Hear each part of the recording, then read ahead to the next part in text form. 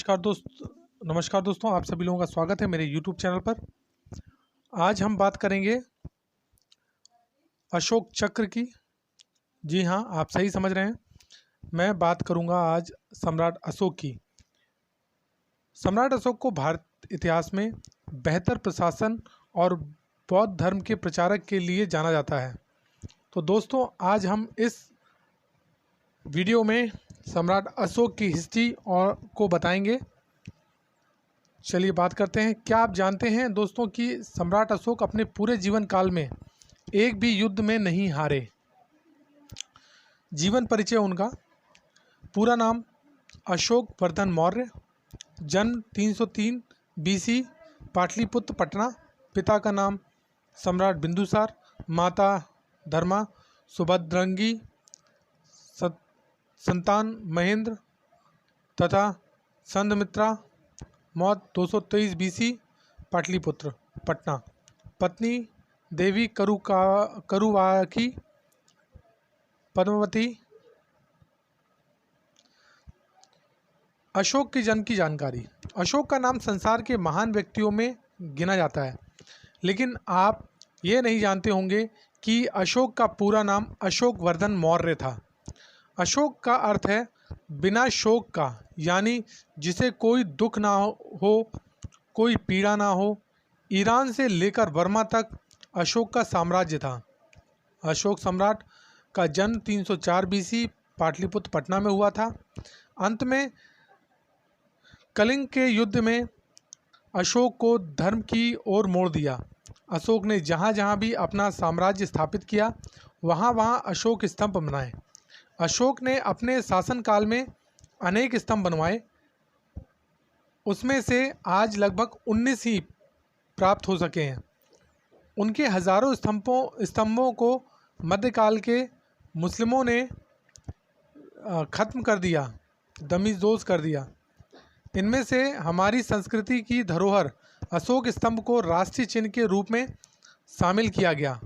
अशोक स्तंभ में जो 4 शेर हैं वो हमारे सभी चीज़ों के लिए कॉन्फिडेंस और सबके लिए प्रतीक हैं। अशोक स्तंभ के ही निचले भाग में बना अशोक चक्र आज राष्ट्रीय ध्वज की स्थान बढ़ा रहा है। सम्राट अशोक बिंदुसार के पुत्र थे। बौद्ध ग्रंथ दीप वंश में बिंदुसार की 16 पत्नियों एवं 101 पुत्रों का जिक्र है। अशोक की माता का नाम सुभद्रगी था। बिंदुसार ने अपने सभी पुत्रों को बेहतरीन शिक्षा देने की व्यवस्था की थी, लेकिन उन सब में अशोक सबसे श्रेष्ठ और बुद्धिमान थे। एकेडमिक स्टडी के लिए बिंदुसार ने अशोक को उज्जैन का सूबेदार अपॉइंट किया था। अशोक बचपन में अत्यंत मेधावी छात्र थे। अशोक को गणना विश्व के महानतम शासकों में की जाती है। अशोक की गणना विश्व के महानतम शासकों में की जाती है।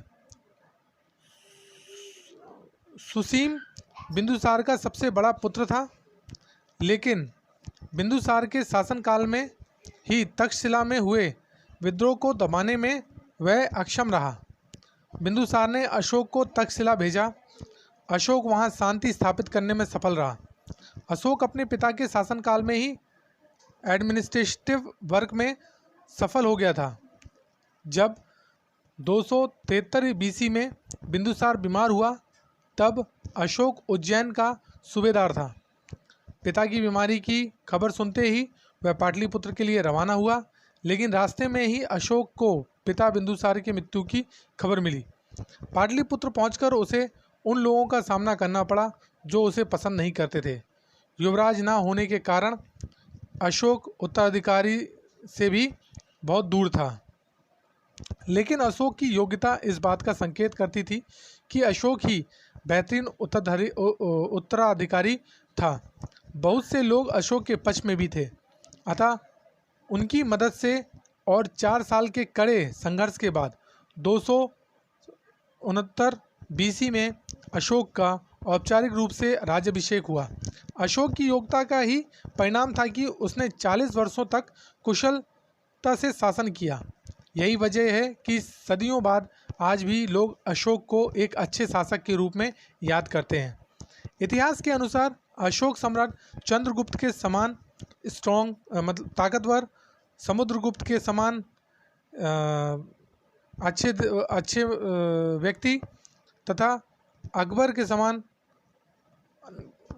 ये अकबर के समान तो मैं नहीं कहूँगा, लेकिन बहुत ही दयालु था। चंद्रगुप्त मौर्य द्वारा भारत को एक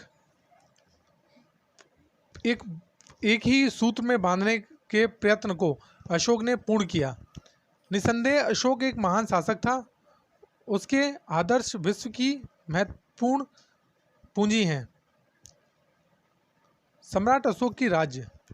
अपने साम्राज्य की सीमाओं की सुरक्षा तथा दक्षिण भारत से व्यापार की इच्छा हेतु अशोक ने 261 बीसी में कलिंग पर आक्रमण किया। युद्ध बहुत भीषण हुआ। इस युद्ध में अशोक को विजय हासिल हुई।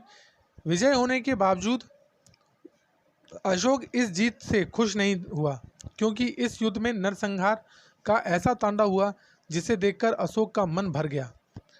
कलिंग के युद्ध में 1 लाख से अधिक लोगों की मृत्यु हुई थी और 1.5 लाख से ज़्यादा लोग घायल हुए। जब अशोक युद्ध के बाद कलिंग के मैदान में अपनी विजय का जश्न मनाने के लिए घूम रहा था, तब उसे कई लाशों के ऊपर से गुजरना पड़ा और उनके पास उनके परिजन विलाप करते हुए दिखे। इसे देखने के बाद सम्राट अशोक के व्यवहार में अद्वितीय परिवर्तन हुआ और कलिंग युद्ध उसका अंतिम सैन्य अभियान था। अशोक ने अपने शासनकाल में बंदियों की स्थिति में भी सुधार किए। उसने वर्ष में एक बार कैदियों को मुक्त करने की प्रथा को प्रारंभ किया था। अशोक ने राज्य का स्थायी रूप से दौरा करने के लिए व्युक्त नामक अधिकारी नियुक्त किए थे। अशोक के शासनकाल में ही कई प्रमुख विश्वविद्यालय की स्थापना की गई, जिसमें तक्षशिला और नालंदा विश्वविद्यालय प्रमुख हैं। कलिंग विजय के बाद अशोक का साम्राज्य बंगाल की खाड़ी तक फैल गया। नेपाल तथा कश्मीर भी मगध राज्य में ही थे। उत्तर पश्चिम में अफगानिस्तान व बलूचिस्तान भी अशोक के साम्राज्य का ही हिस्सा थे। अशोक ने लगभग 40 वर्षों तक शासन किया, जिसके बाद लगभग 234 ईसा पूर्व में उसकी मृत्यु हुई और तथ्य बताते हैं कि उसकी मृत्यु के बाद उसकी चिता 7 दिन तक जलती रही। उसके कई संतान तथा पत्नियां थीं, पर उनके बारे में अधिक पता नहीं है। उसके पुत्र महेंद्र तथा पुत्री संघमित्रा ने बौद्ध धर्म के प्रचार में योगदान किया। अशोक की मृत्यु के बाद मौर्य राजवंश लगभग 50 वर्षों तक चला। धन्यवाद दोस्तों, ये थी उनकी एक छोटी सी गाथा, अशोक जी की जीवनी।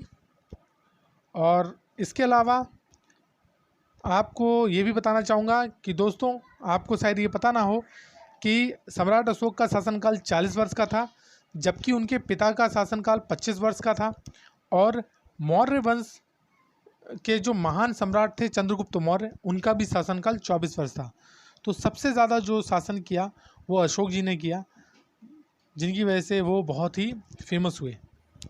धन्यवाद दोस्तों, ये वीडियो यहीं समाप्त करते हैं और अशोक जी से रिलेटेड उनकी कुछ बहुत ही अच्छी और मज़ेदार जानकारियां हैं, वो मैं आपको अगले वीडियो में दूंगा। धन्यवाद दोस्तों। अगर वीडियो पसंद आए तो प्लीज़ इसको ज़रूर लाइक और कमेंट करिएगा, साथ में ज़्यादा से ज़्यादा लोगों के लिए शेयर कीजिए। और साथ ही साथ मेरा अगर चैनल आपने सब्सक्राइब नहीं किया है तो सब्सक्राइब कर लीजिए और बेल आइकन दबा दीजिए, जिससे कि मेरे और आने वाले जो वीडियो हैं वो आपको प्राप्त होते रहें। धन्यवाद दोस्तों।